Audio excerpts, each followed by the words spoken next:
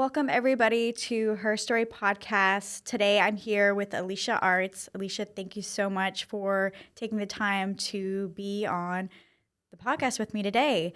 Alicia is a healthcare professional, a Parkinson's advocate, animal rescuer, and community leader.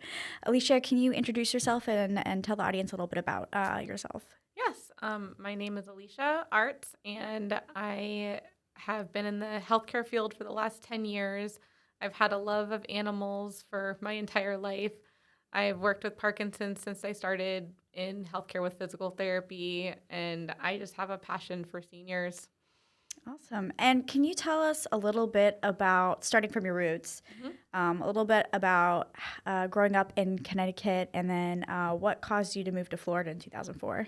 Absolutely. So I lived in a very small town in Connecticut. It was a very safe, beautiful bubble. It was very cold. I did not appreciate that. I definitely wanted to go towards warmer weather.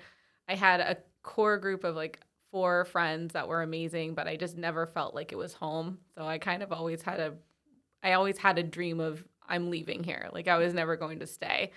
So I actually joined the work-study program in high school to start working to save money to go to Florida. And I didn't really know where. I just wanted to be in sunshine. You wanted to be a Florida girly. I wanted to be a Florida girl, exactly. Yeah. I love that. And then, so what did you go to college for? So I originally got my AA and just general,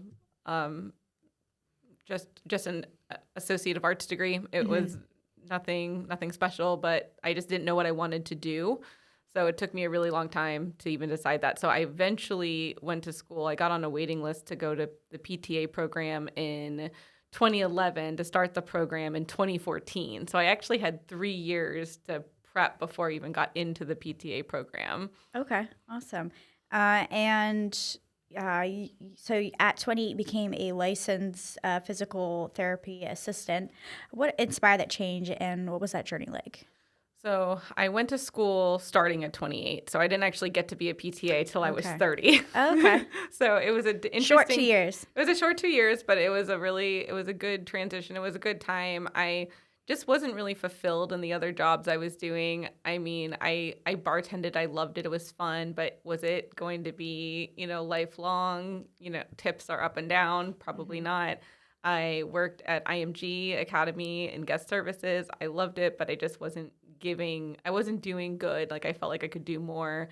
I worked for a consulting firm. It was fine. I didn't love it. So I just wanted something I was passionate about. If you're going to work, might as well work doing something you care about if you're going to do it, till you're 65, 70 years old. 100%. And what inspired you what drew you, I guess, to work with seniors, especially those within the Parkinson's community in particular? So I have always really enjoyed seniors in general. I've always had a good connection with seniors. My very first job was one of my clinicals, and there's a program called BIG, and it's a program for Parkinson's. So it's 4 times a week. So I actually got to work with Parkinson's a lot right out of school doing the BIG program. And then I did, my hospital work, and there's more and more cases of Parkinson's that I've seen in the last 5 years than I've ever seen before. And I don't know if it's maybe that's more diagnosed now, but it's a lot more prominent, and there's a lot more people with needs. So that kind of sparked wanting to do more with Parkinson's. And when the hospital wanted me to start a support group, it just seemed like it was a good fit. Yeah. And tell me a little more about the program BIG. Is that like a career school transitional program? So it's a licensure that you get every 2 years. What BIG means is big movement. So with Parkinson's, everything gets really small. So that's why you see the shuffling, their posture gets really small, the handwriting, micrographia is really small. So the nice thing about this big program is it forces everybody to do big movements. And so the whole hour that they're working against these, like what your brain is telling you to do, these small movements. And it really helps keep you healthy, and it helps you be able to function better longer. Mm-hmm. And when you first started working with elders with Parkinson's, did you have a special connection with an individual where, you remember their story and that kind of inspired you to keep it going? So I've had a couple different people that they have Parkinson's. I had an MS a client actually that I ended up caring for every Friday for 2 years, who was really important to me. And I've always been really into the neurological disorders. I always found them really interesting. Meeting some of the people I've met through the Parkinson support group, I mean, it's hard to name just one because they've all been really amazing. They've kind of become this one big Parkinson's family for me. And they're all honestly pretty high functioning. And it's been a really great part to be part of the journey, and that they actually confide in me for what's next for them or what they need. And what's the longest you've cared for someone? So I used to do more caregiving. I would do it kind of on the side. I'd help people that needed it. But now that I'm working with families, not just in a physical therapy aspect, but as a senior care advisor role, I'm actually been with people for a lot longer. So I would say I've been with some of my seniors for, until probably the longest one's been 8 years. But since the Parkinson's support group about 1.5 years ago, I've lost a couple. But I would say I have 5 or 6 people that I talk to on the regular basis. Yeah. Wow. And so you lead a Parkinson's support group and help run the Manatee County Fall Prevention. Tell me a little bit about, the heart behind those programs. So the Parkinson's support group in Manatee County, especially West Bradenton. So you have Anna Maria Island and you have Ellenton, you have parishes, this huge area of Manatee County that we do not have any resources for Parkinson's. However, if you go to South Sarasota, they have an abundance of resources. Oh, wow, really? So I just started to see all these people that came through the hospital and that had Parkinson's. And then we actually had a surgeon, Dr. LaBelle, who started doing the deep brain stimulation surgeries just around the same time that I started the support group. So it kind of worked as a good time to, now we're bringing in people with Parkinson's who are going to potentially do the surgery. Might as well start a support group. So the hospital got behind me and decided to help me start this, and I did everything I could for them. It was just amazing to see. Now we're giving the people in the community who didn't have anything, now they do. Mm-hmm. And then as far as the Manatee County Fall Prevention Coalition, over 60% of our traumas, we're a level 2 trauma center at Blake, are ground level falls in seniors. So over 60%. Wow. That's a high number. Mm-hmm.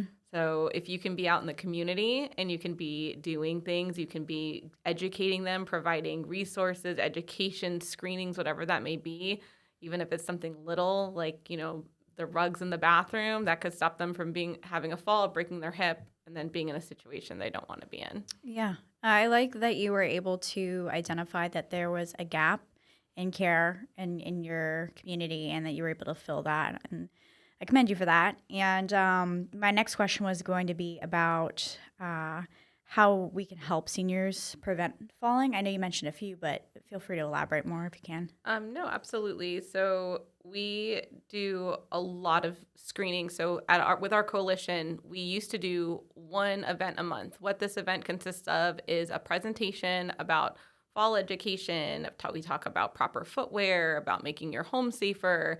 And we give them statistics and, talk about avoiding isolation, how all of these different things can increase your risk of falls. So then after this presentation, we offer screening. So somebody does blood pressure screenings. I always do the fall screenings. We have somebody who does hearing screenings. So it's giving people a little bit more awareness. So we're hoping that we are starting to get people's minds going. So they're thinking about what they can do to make their house safer to prevent a fall. It doesn't always happen. I mean, seniors, a lot of people, they've been doing something the same way for a long time. So we always talk habit is the biggest thing to change. Interesting. And you started Fit for Your Right, right as in WRITE. Can you tell me a little bit about that? So Fight for Your Right. Oh, Fight for Your Right. I'm sorry. No, it's okay. So Fight for Your Right. It's FITE. It's functional independence through exercise. the whole reason this started was also from my Parkinson support group. We had every month, I always ask, what do you guys want to see in this group? What can I bring to you to make your life better? And multiple people had said micrographia and the handwriting. And I knew that it was a symptom of Parkinson's, but the more research I did it's the top 5 symptom of Parkinson's. So it's a very common symptom, and it's also normally one of the first ones that people see. So I thought it would be relatively easy to find a resource for them. I looked, there's one place in Massachusetts, very expensive, and my friend who I started it with, Jennifer, she ended up looking at even in Europe to see what programs they had, and it doesn't exist. So we have a major issue, and there's one company in Massachusetts that's unaffordable, and then this huge gap. So there's nothing. So we decided, she's an occupational therapist, and I'm a physical therapist, so we figured we could put our clinical minds together and create a really good program that would benefit people and make it affordable. And our whole background to our company is that anything that we do in our classes, you can buy on Amazon or get at the Dollar Tree. So it's affordable. Because a lot of times when you bring these things to people, they're like, oh, I can't afford that. I can't do that. I'm on a fixed income. Is that something that you saw was an issue with other programs that you wanted to rectify if you're the one that you were starting?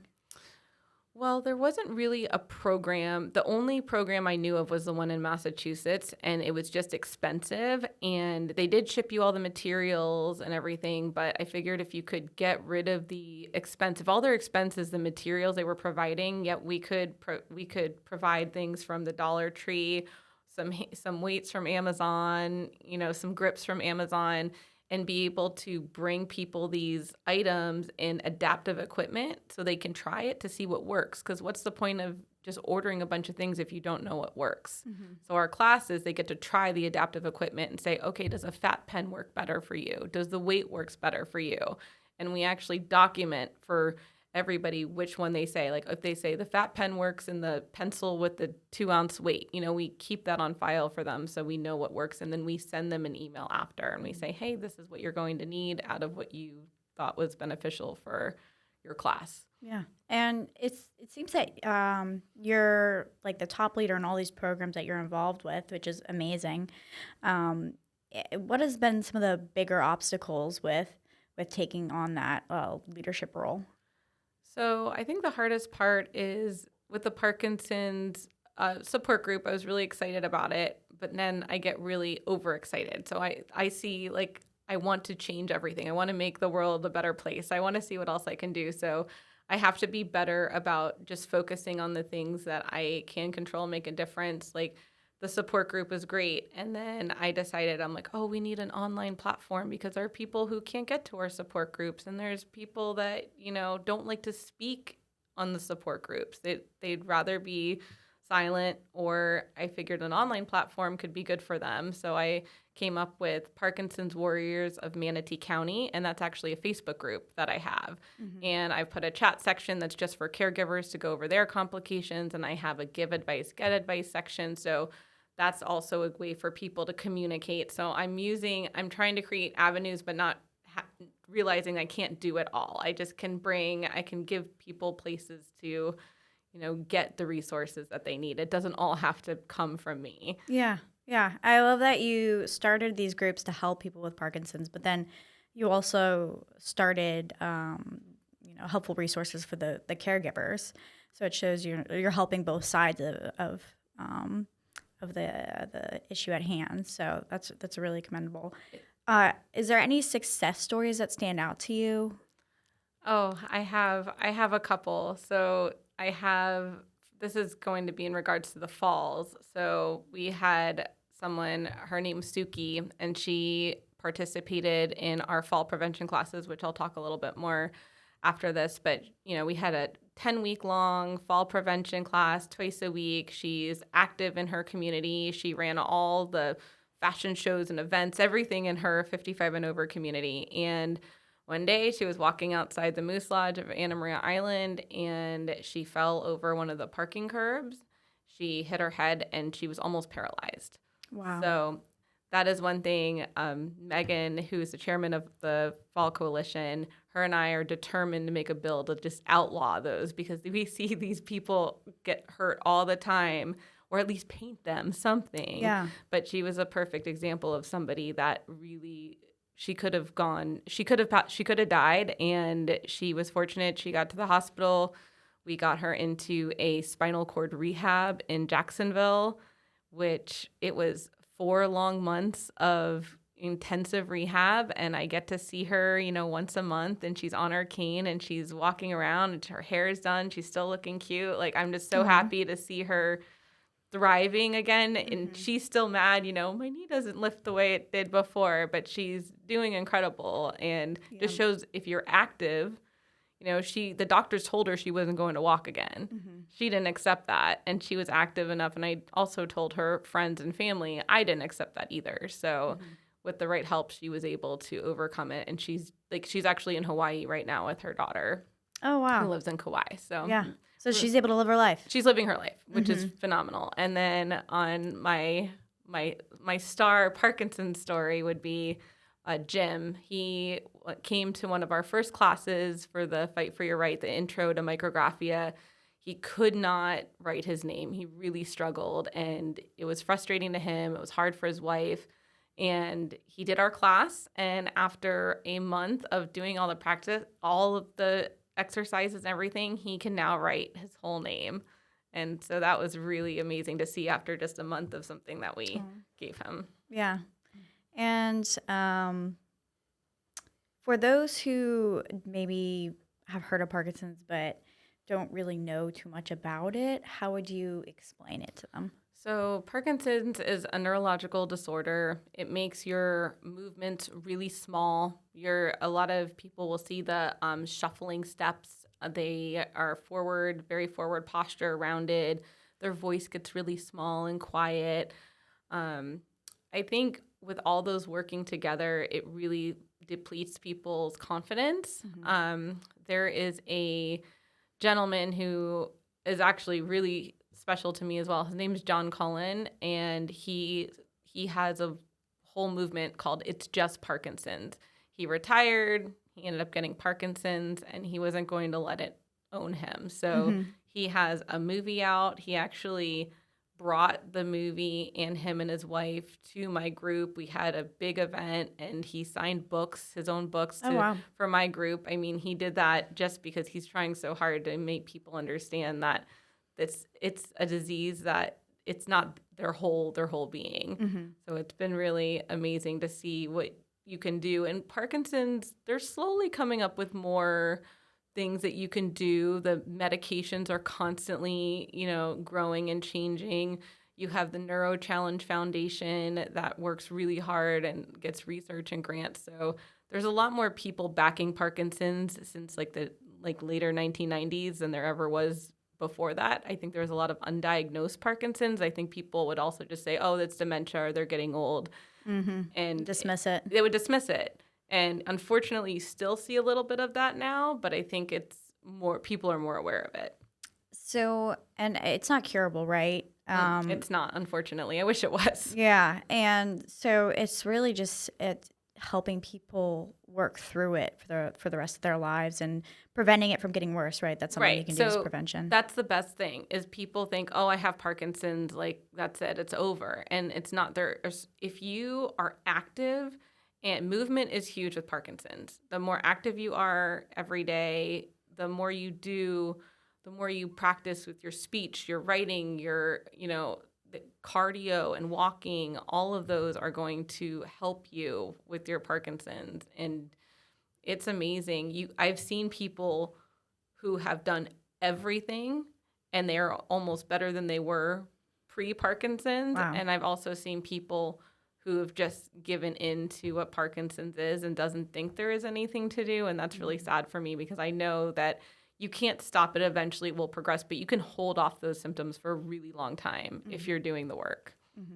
Have you ever seen someone who was in a dark place and the Parkinson's had kind of overtaken their lives and then they were able to get out of that hole and get significantly better? I've seen it with a few people in my support group, especially when they're first diagnosed. I think it's really hard to understand. And I've had people, later 50s that are diagnosed. That's a tough pill to swallow.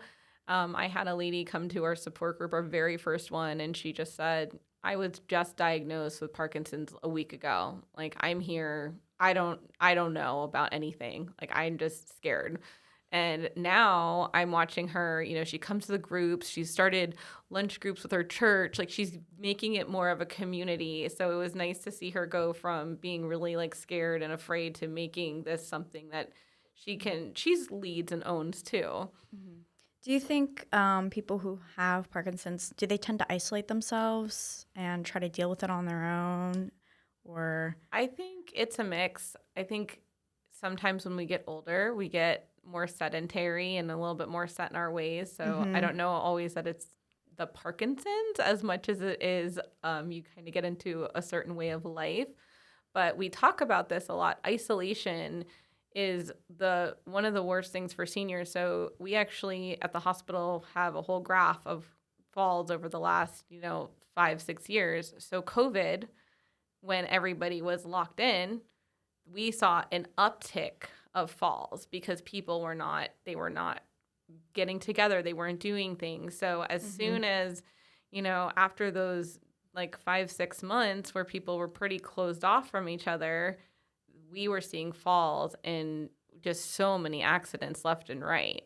It was interesting to see how much that isolation really affected them, not just because they weren't seeing people, but they weren't moving. They weren't trying to get out. They weren't trying to do anything for themselves. Yeah. They were afraid. Yeah. It is interesting. And that's something a lot of people don't think about is the secondary effects of COVID and big events in the world like that. I mean, of course, people talked about mental health and isolation with especially younger people, but also like maybe sometimes we forget to check on the elderly and people of an older age and see how that has affected them in different ways. So I think that's pretty interesting about the COVID. It was, and then assisted living. So I do home health as well as a physical therapist, and I was allowed to eventually go into those buildings. And people were dying not from falls, they were dying of depression. Wow. So what we started doing, the PTs and I that were in there, we were trying to FaceTime their families. We were trying to find ways to connect them so that they didn't feel so alone, but we were also allowed to be in the building. So it gave them another person, somebody they could talk to. Because, everyone was isolated from each other. That's so sad. Breakfast, lunch, and dinner, it was tough. But we actually got to be in the room with them, talk to them, and we really saw, like, what a difference that made. Mm-hmm. Wow. Before I move on to animal advocacy, which is another big part of your life, is there anything else you wanted to discuss on the topic of Parkinson's? I would say resilience is incredible. Adaptability and facing the daily challenges is really important. True strength and community, courage, humor, these all play a part.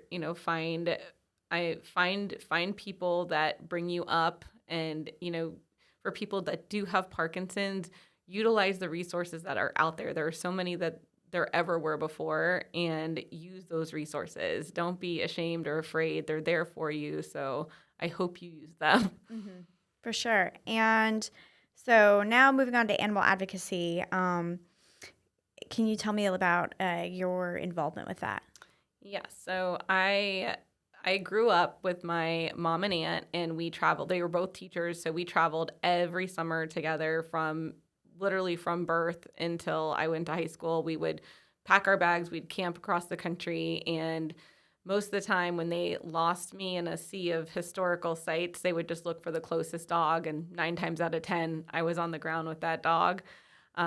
There's way more pictures of me with dogs than at the historical sites that we went to see, growing up. So Aww. It was really neat. So that's kind of what, traveling and animals, and I've always rescued my dogs. I've always had a passion for rescuing and adopting. Mm-hmm. And you started your own organization, Wander for Paws. Can you tell me a little bit about that? Yeah. And what inspired you to start that? So I had been traveling a lot. I naturally talk to people when I'm in my travels, and especially if they have a dog, I really tend to talk to them, and I find out the dog's story. And I would say 50% of the people I talk to, their dogs are rescues. So it's always really interesting for me to hear what rescue they're from. And so I was kind of taking note of where the dog was from, where the rescue was from, kind of got a little bit of story from the family. And I had a lot of pictures over time of just me with dogs. And, eventually I started to say, you know what, like there's more to this. Like this could be a bigger project. I mean, I love animals. I love to travel. I want to raise awareness and, hopefully get donations and help these underfunded shelters. I mean, it's not something I am able to do full time, but the time I'm able to dedicate to it is better than not doing anything at all. Mm-hmm. So that's kind of what brought me to do Wander for Paws. Mm-hmm. And is your family big on animals growing up and everything? So my mom was huge into animals. We had 2 dogs. We had 4 cats. She always put her animals first. There was a pet store that was going out of business, and they were going to put the dogs down because they either had some type of like comorbidity or a reason they couldn't sell them. And my mom went and adopted 3 special needs dogs from a pet store that was going to get rid of them. Like wow. that's the type of person she was. Wow, I can't believe that's legal. I know. Like perfectly healthy dogs that just have issues, special needs. Yep. And so is Wonderful Paws, is that a nonprofit or? It's a nonprofit. So my let's see, I started this about 2 years ago.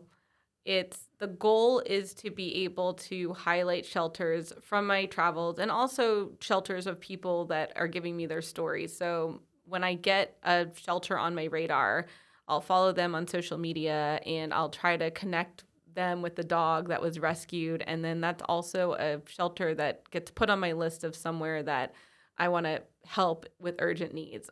As of right now, I haven't had enough donations to make any huge impacts, but the more followers I get, the more I can get little pet boutiques to donate food and different things to shelters. So at least I can be able to help that way until I get more donations and start getting a little bit more funding. Yeah, so your Wonderful Paws, it's not just an organization. It's also big on a storytelling movement. So telling the stories of these animals.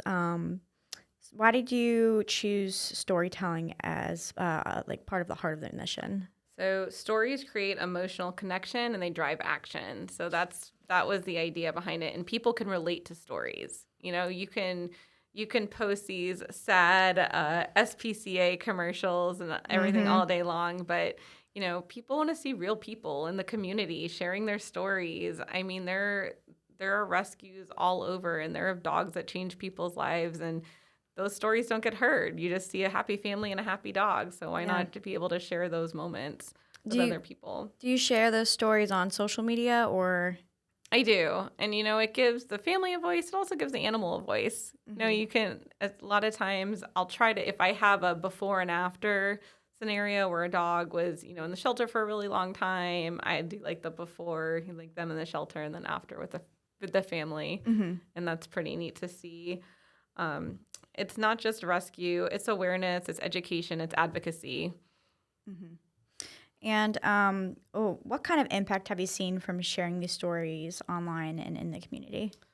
So I really I got to do an event called Adoptapalooza, and it was at the Bradenton Convention Center. And I mean, they brought in 100 dogs, and you had vendors galore, you had volunteers, and it was a really great event for me to see all these dogs who came in so horrified and scared.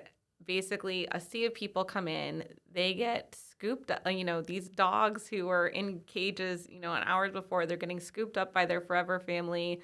And then after not only are you seeing the dogs get happy and the families get happy, then you're seeing these amazing volunteers, because all those people that are in there and running all the shelters, I mean, they don't get paid. They're volunteers. That's what they're doing. And ironically enough, I had my Wander for Paws booth at the Adoptapalooza event, and I was walking around and I see one of my Parkinson support group attendees over there, and she's a volunteer. Mm-hmm. and her husband are actually on the board. And it was just so amazing to see them, working with animals. And she came up to me and she goes, I knew you were a good person, but now I know you're a really good person. Not only do you help people, but you help animals. You help animals.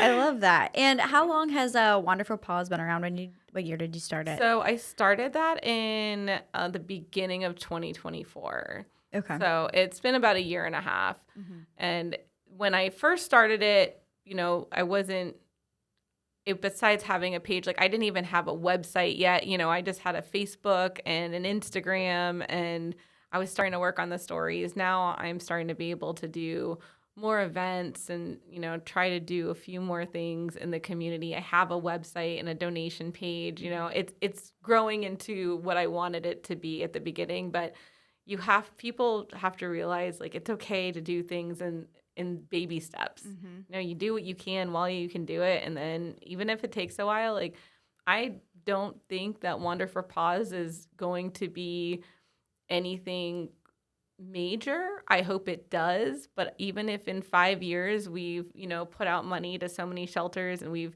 helped so many dogs, then that's great. And, followers create the fundraisers and the volunteering. If you get the community involved in things, they become part of the solution. Mm-hmm. So I think that's what it is about, just trying to get people out there. What's one of the bigger obstacles plural that you've had to overcome with starting this organization for animals? I think the hardest part is I want to adopt every animal. Yeah. So you really have to, you have to pick and choose your battles. I think sometimes it's been really hard to see, you get these dogs, you see these rescues that bring in these horrific cases, whether the dogs were starving or they were, in some type of fight ring, whatever it is, or they're so malnourished and they need whatever treatments. And then there's this one on Love for Paws where his jaw was broke because of just the people that had these puppies and they beat up on him. It was just horrible. Oh. So it's hard to believe that people can be that awful. Yeah. But then you have to remember there's so many good people. Mm-hmm. So I think that's what I have to overcome, is make sure, okay, the people, yes, finding the good in humanity. Yeah, finding the good in humanity is pretty much it. Mm-hmm. And if people wanted to get involved with helping you with your organization, how can they do that? So there's a couple ways. We are always accepting donations. If I have a Wander for Paws Facebook, a Wander for Paws Instagram. My website is www.wanderforpaws.com. There's a contact section where that goes to me directly. So if people do have ways of donating supplies, I am able to get that to different shelters. And there's a donation link on my website as well. Awesome. Yeah. And how do you manage you're involved with so much community work? It's amazing. You're a phenomenal person. And you have a big heart for humans and animals, which is great. But how do you manage it all, and have time for yourself at the end of the day? I feel like a lot of what you do is very maybe heavy emotionally. So how do you make sure your cup is full at the same time? Yeah. So I prioritize based on urgency and where I'm most needed. So the good thing about my jobs is, one is normally way busier than the other. Very rarely do I have them all going at the same time. So I'm good about pulling myself in those directions, as a lot of my events are already scheduled monthly. So I actually have this huge whiteboard calendar that's above my desk, and everything in green is stuff that I can do that day, but I can move. Everything that's black and starred, that means that's an event. That's something that I can't move. That's there. It's permanent. So it kind of helps me plan. I can look at that and say, okay, this week's crazy. This week has this event. I was actually talking about this today. I do have to get better about maybe setting some boundaries. I accept calls at all hours. Yeah. And I think that maybe there is a time to, whether you put it on silent mode till 7 a.m., you don't have to pick up the 5 a.m. call. People aren't necessarily expecting you to pick up, but I feel like I have to, and I feel like I need to do better about that. Oh. So that's one way. I ask for help when I need it. I have a wonderful like group of people around me. Our fall coalition is incredible. Every bunch of healthcare professionals that feel the same way. I have a wonderful husband, my friends. I couldn't ask for a better support system, and I definitely ask for help, but I take the time to travel. I love to travel. So if I book a trip, I'm happy, and I don't like to come back from a trip and not have a trip booked, and that's what keeps me sane. Oh, so you always have something to look So forward to. I always have something to look forward to, Okay. which helps. It keeps the morale up. Yeah, I like that. And how many trips a year do you take generally? Oh, that is Sounds like a lot. That's a I'm good nervous. question. So I do normally at least like one big trip a year.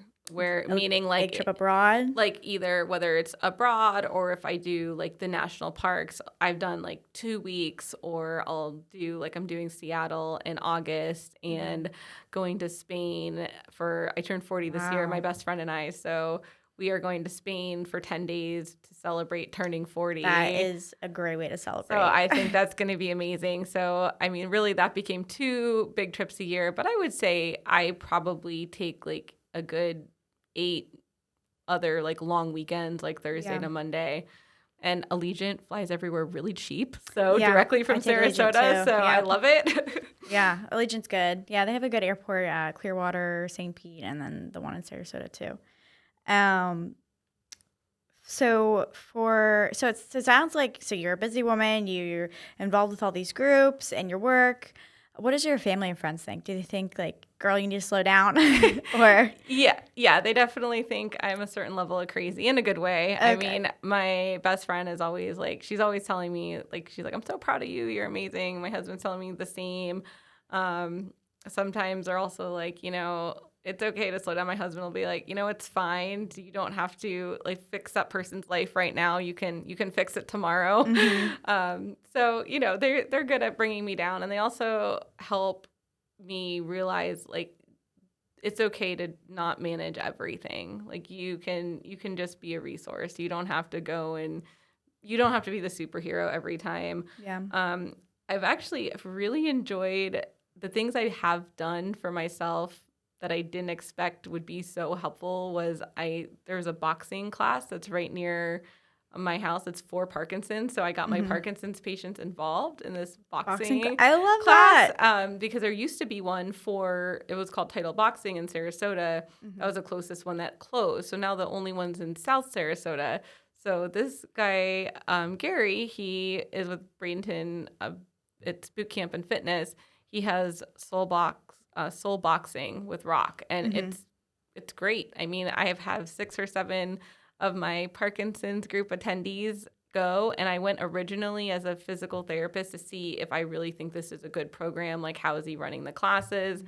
It turned out like I loved it. Like, it was great for me. So now you're doing it. Now I go. Yeah. Now I go, and it's a fun thing for me to do with them. That's not just leading a group. Like, it's just a fun activity. We get to be together, and I'm not, we're doing it together. I'm not teaching them. I feel like this is you taking your frustration out on humanity. Is that these 100%. I will get the bag across the room sometimes. Yeah. Depending on the day and what story you heard. Oh, wow. And then have you experienced burnout? Like, you've been doing this for about a decade now with the healthcare environment, and also now helping with animals is a big part of your mission. I'm sure maybe burnout's something that you've come at least close to. How did you recover from that? No, burnout definitely happened. That's why I'm really good at, I can find it within caregivers very quickly, because I think when you work in healthcare, you can definitely get to burnout. That's part of what I was saying about the trips. Like, to always have something planned gives you that, okay, I know I'm going to be doing this in a couple weeks. Like, it gives you that out when you're really exhausted or you're really frustrated or just angry at humanity. That is the thing that helps me out.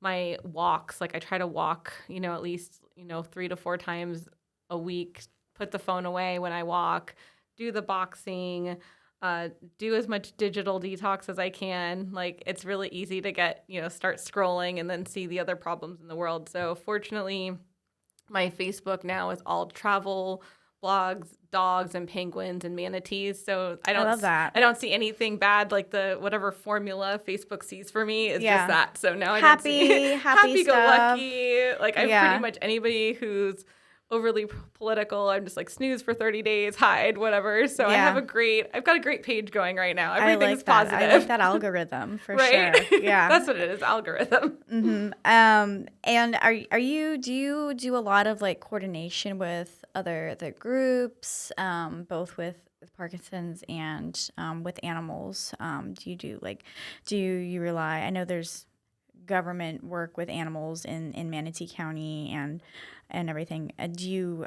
rely on them at all or communicate at all with them? So I do. So Manatee County Animal Welfare, I actually connected with them to do an event at Blake Hospital. So I got to connect both the worlds again. You know, we did a Grill Appendance Day for all of the healthcare workers. So they brought over a bunch of rescue dogs. It was a big barbecue, and it was for all the employees just to kind of give everybody a break. And people loved seeing the dogs. Also, I think a couple got adopted by hospital employees. So I've leaned a lot on them, and I asked, how I can help. And I said I can always go do any type of live feed into their shelters for dogs that need to be fostered or adopted, or they get a lot of kittens that need bottle fed. Mm-hmm. So I try to put it out there. Love for Paws, where I rescued my 2 Great Danes. They're really amazing. So I connect with them a lot too, and just to see how I can help. I've donated a little bit to them, but I'd love to be able to donate more over time. Yeah. Love for Paws, is that another like animal shelter? It's an animal shelter. It's in Sarasota, and they do a lot of big dog breeds. So they have like the Great Danes and the Weimaraners, and they do take all different dogs, but they definitely specialize in big dogs, and they are very good about finding the right dog for the right person for that dog. I think I've seen some rescues, and I know it's not necessarily their fault because they're just so overrun, but some rescues are just so happy to get a dog adopted. They don't necessarily do the research behind the home, and then those dogs end up back really quickly. And that's almost harder. I would rather a dog just wait it out, find a home that actually works for them, because you see it far too often. I mean, people also get the great idea of having, I want a dog, and they're like, oh my gosh, this is so much work. I'm like, well, yeah, they're a living being. Like, they're going to be work. You have to walk them, feed them, exercise them. I do think that's a big thing. Like, people don't realize how much time and care animal takes. They're like, you just let him out in the backyard and he's fine, and like feed him at this time every day, and that's it. And it's like, no, he's like, he has feelings too. I know. And, there's some dogs that are just higher energy than others. I have 2 very lazy Danes. They are one with the couch or one with the bed. They don't do anything, nor do they require much involvement, except that which is good for a busy person. Which is really good for a busy person, but they also provide so much love. Like when I'm having a really bad day, I mean, snuggling with a 180-pound Dane is like the best feeling. And then my other one greets me with a toy in her mouth, So it's just like those little things make your day for babies so much better. Yeah. And I love that.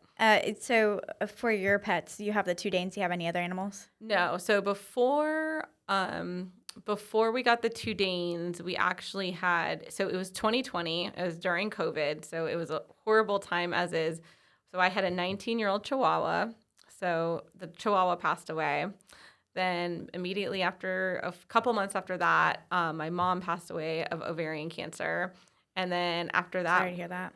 Thank you. We lost Riley, my other rescue dog.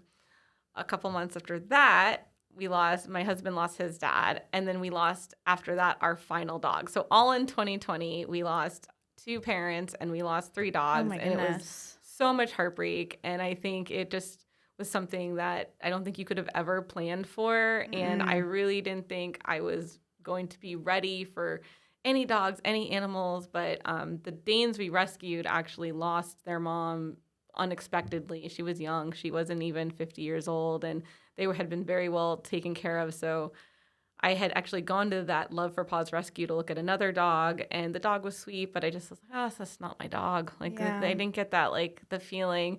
And then I see this dog, these two bonded Great Danes pop up on their website. And I said, oh, I was like, maybe we should look at these after I just yelled at my husband, I'm not ready. Aw. We're not going to get any dogs. I can't do it. And we went and saw them. And he said, we're going home with two Great Danes, aren't we? I was like, yeah, I think that's going to happen. I love that. And that's good for people to hear. Like, you can heal from loss, and it's okay to, I think, well, at least, I mean, I've experienced this where I've lost an animal I was close to. And I'm like, I just don't want to fill that void with anything because I feel like I'm betraying my cat that I just lost.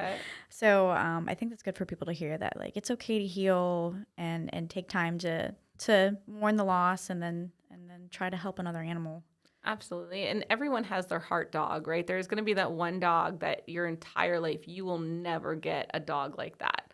I had that dog. That dog for me was Riley. And I was really grateful because she was there during my hardest times ever. So yeah, it was good. But you can still love other dogs. It's just going to be different. Yeah, I think difference key. You don't want it to be the same. It's never going to be the same. No, it's never going to be the same. It's different. So we are coming to near the end of our episode, but I wanted to ask you a few more questions about your legacy with animals and Parkinson's, and advice that you can offer others. So for the women who are listening to Her Story podcast who feel called to make a difference, whether it's in healthcare, animal rescue, or any other field, what message or words of advice can you provide for them? So yeah, look for needs in the community that you're passionate about, and then ask, what is one small thing I can do today to make that better? And start it as a small task. And then if you're starting to realize that you're being able to have more questions and you're being able to do more things, then roll with it. Action doesn't need to be perfect. It just needs to be powerful. So it doesn't matter how you do it. You don't have to change the world. You just have to start where you are. Yeah. That would be my advice. And is there a role model that you looked up to, or I feel like you came out of like nowhere and just like all of a sudden started all these groups for people and for animals. Like, did you have role models or inspiration? Who did you look at for advice? I did. So I had the best mom in the entire world. I mean, she was truly the best human. She loved animals and she loved people.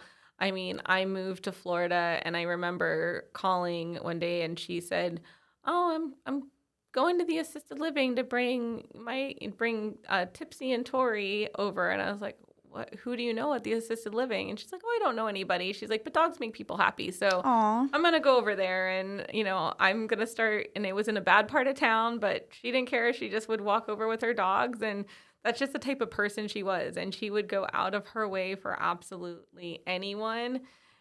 She listened. She was such a good listener. Anybody that had anything wrong, like, she was that shoulder to cry on for my friends, for her friends. So I think if I can be half as good as she was as a human, I'll be great. Wow. Well, your mom did a good job because you're doing a phenomenal job with helping animals and people and everything in between. So I think it's commendable, like being able to see women who are good role models and how that ripple effect can happen, the domino effect can happen, and what other people who are inspired by that role model can do. And that seems to be the case with you and your mom. So that's amazing. And so looking at your short-term, long-term goals for all the groups that you have and organizations that you support, can you share a little bit about those? So I'm hoping for Fight for Your Right, I'd like to be able to expand that eventually nationwide, because right now we're just starting to play with doing some classes via Zoom, and we're also doing presentations via Zoom. So I think once we get a good flow down, I think this would be a way to bring the resources, since we discovered, right, there's one company in Massachusetts that's really expensive, and us, how nice would it be able to reach these people on a larger scale? So I hope to be able to do that. We're still trying to go work more with local communities. I just had the Parkinson's Foundation in Tampa just came to my group this last month. I just had a a presentation with the Parkinson's Association of Southwest Florida. So, we're at least starting to get the tail end of Florida covered with the resources that our class can provide. As far as Wander for Paws, I would love to get more partnerships and awareness just because it's hard to build on my own. Mm-hmm. And if I got a little other help from somewhere, able to bring, more, whether it's being donations or items, and have somebody help with that would be great. I think there's so many rescues and there's so many different things out there that you almost have to partner sometimes to be seen and to be able to help people on a larger scale and animals. More education for seniors on fall prevention, on Parkinson's, more storytelling, and also storytelling from not just the animal stories, but the storytelling from caregivers and people that are going through these diseases. Like, these are the people who are going to change this for other people who are coming into it. So I think that's really important, and the more impact we're going to have. Mm-hmm. That's a lot of goals, and that's phenomenal. Like, it's like you did so much already, but you're not even you're just getting started. So Just getting started. We're just getting started. So that's truly amazing, and I really hope that people who are listening to the podcast and maybe live in Manatee County or at least near the area are able to reach out and maybe provide volunteership for these different programs for your nonprofit. Wonderful Paws, and to keep that legacy going. And I guess my final question would be, do you have any, I already asked you to give advice for women who want to start their own organizations, but do you have any advice to provide for the viewers of the podcast or listeners of the podcast? I would say the biggest thing in whatever your goals may be, and it doesn't necessarily have to be helping people or someone, but don't cheap yourself on something that's important to you. Like, if you have something you love or care about, even if it's a personal goal, go for it, because you have one life. You need to live it the way you want to live it. Mm-hmm. I love that. Well, again, Alicia, thank you so much for taking the time to speak with me and sharing your heartfelt stories about your community work, both with Parkinson's and with animals. I think you're a woman with a big heart, and I think you're very inspirational. So thank you, and have a good one. Well, thank you for having me. This is a lot of fun. Yeah.